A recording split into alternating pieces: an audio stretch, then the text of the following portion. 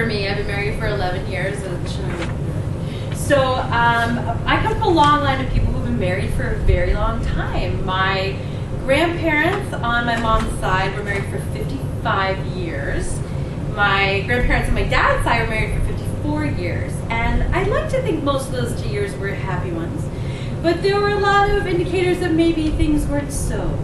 Because on my mother's side, my grandmother, who came from wartime Poland, she was an immigrant refugee, she escaped the Holocaust, she came here, and she was engaged very quickly to somebody in the community who she didn't quite, you could tell there wasn't a lot of passion there, because she told me a story of the first time she met my grandfather. She said, I was walking down the street, and I saw a man in the doorway of a business, and he was very tall and large, and he looked Italian.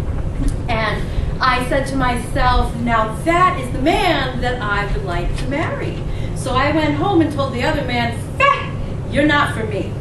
And so she married my grandfather, and they were married for 55 years. But there's a story, a joke that she always would tell that really made me think that maybe things weren't always so happy, because the joke went something like this. A woman goes to her doctor for her annual checkup. She comes home. Her husband says to her, what did the doctor say? And she said, oh, my doctor, he told me I had a beautiful heart. He told me I had amazing lungs. He told me that my voice was beautiful and healthy. And the husband says, what did he say about your big fat ass? And she said, funny, he didn't mention you at all. So they were married for a very long time. They cared for each other in sickness and health. My grandfather passed away from complications of diabetes. He was quite old at the time. She nursed him for many years. And there was so much love there. Even when he was so sick and his body was failing, you could tell that they were in it for life, forever. My grandparents on my dad's side, they had a very different story. They were the typical 50s suburban couple. My grandfather came back from the war. He was an accountant. He worked all day. My grandmother stayed home. She raised the 3 kids. She was that 50s housewife. And things were very happy. But the other thing that kind of belayed that maybe things were a little rough there was that my grandfather's nickname for my grandmother was Butch. So I think together I learned that love and marriage were these things where you were in it forever. You were in it for the long haul.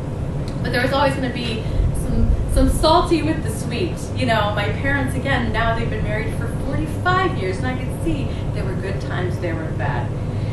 So my story is actually very short tonight, because as I was coming here, I wasn't going to come here tonight, because tomorrow morning I'm actually having surgery. I'm having my right foot broken.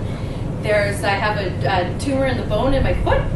So they're going to be removing that. I'm going to have a bone graft, and I'm going to have a very long recovery period. I'm going to have 2 weeks where I can't walk at all. Then I'm going to have another month where I'm going to be hobbling around in the boot. And I have 2 children that are quite young.